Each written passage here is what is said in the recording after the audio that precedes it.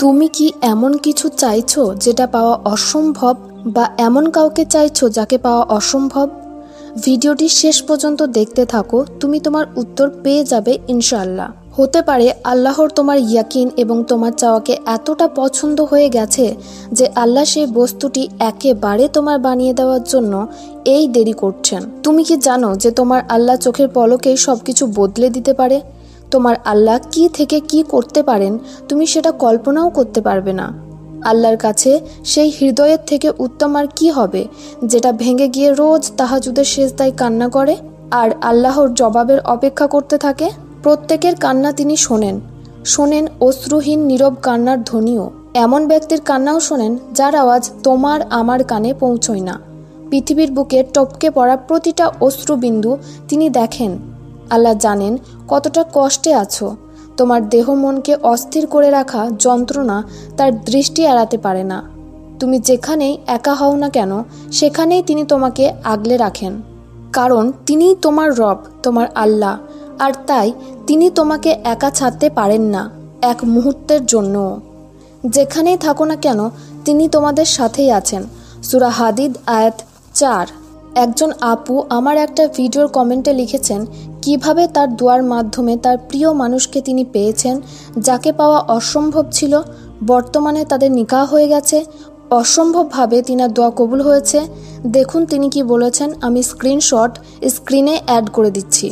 তিনি লিখেছেন, আলহামদুলিল্লাহ আলহামদুলিল্লাহ সুম্মা আলহামদুলিল্লাহ। আপু আমার দোয়া কবুল হয়েছে আলহামদুলিল্লাহ।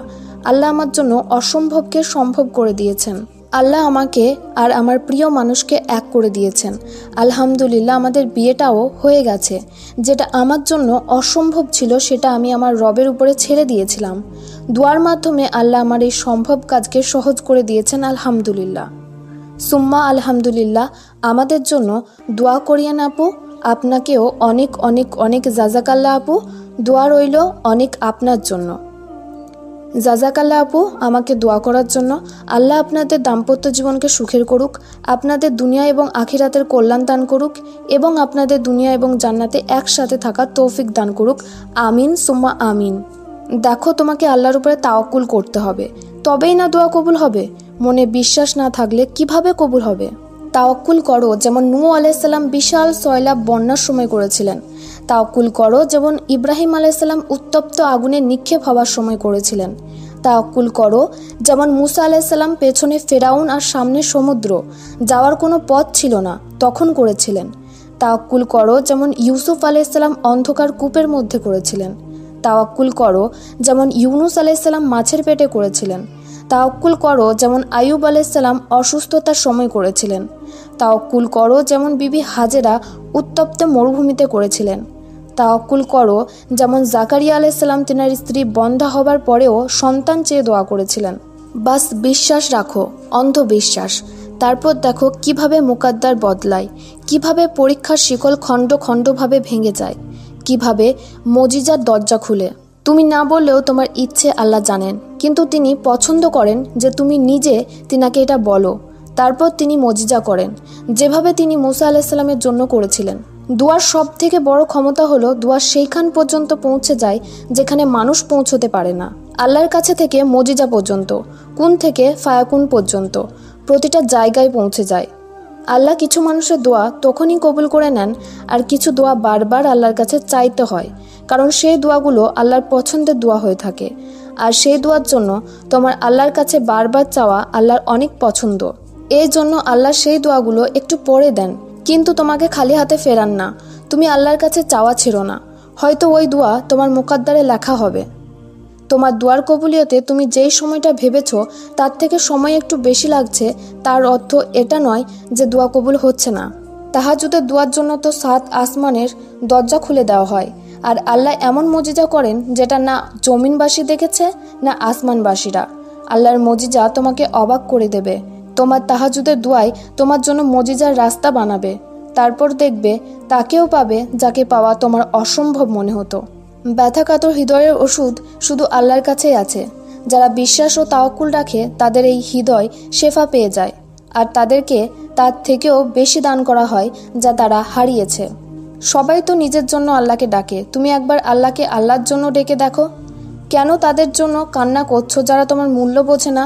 তুমি যতটা তোমার দোয়াকে ভালোবাসো, আল্লাহ তোমাকে তার থেকে অধিক ভালোবাসেন। এই জন্য আল্লাহ তোমার থেকে কিছু মানুষকে দূর করে দিয়েছেন, কারণ তারা শুধু তোমার জন্য কষ্ট নিয়ে আসে। এমন অনেক কিছু তো ছিল যাকে তুমি নিজের ভেবেছিলে, কিন্তু তা থেকে কষ্ট ছাড়া আর কিছু পাওনি। যারা কারোর সাথে খারাপ করে না, আল্লাহ তাদের সাথে খারাপ কিছু হতে দেবেন না। যেটাকে আল্লাহ তোমার জন্য উত্তম মনে করে না, সেটা কিভাবে তোমার জন্য উত্তম হতে পারে? দোয়া করো আর বিশ্বাস রাখো, উত্তম হলে আল্লাহ তোমাকে সেটা দেবেন।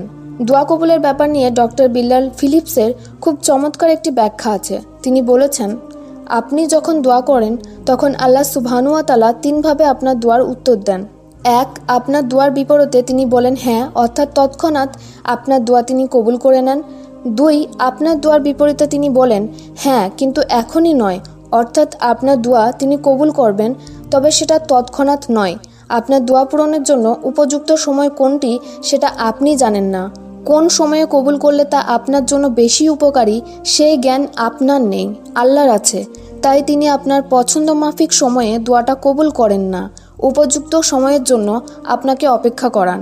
3. তোমাকে নিয়ে আমার আরও উত্তম পরিকল্পনা আছে, অর্থাৎ দোয়ার মাধ্যমে আপনি আল্লাহর কাছে যা চাইছেন তা হয়তো আপনার জন্য অকল্যাণকর হতে পারে, অথবা আপনি যা চাইছেন তাতে আপনার জন্য যে কল্যাণ তার চেয়ে অধিক কল্যাণকর কিছু আল্লাহ সুবহানাহু ওয়া তাআলা আপনার জন্য নির্ধারণ করে রেখেছেন।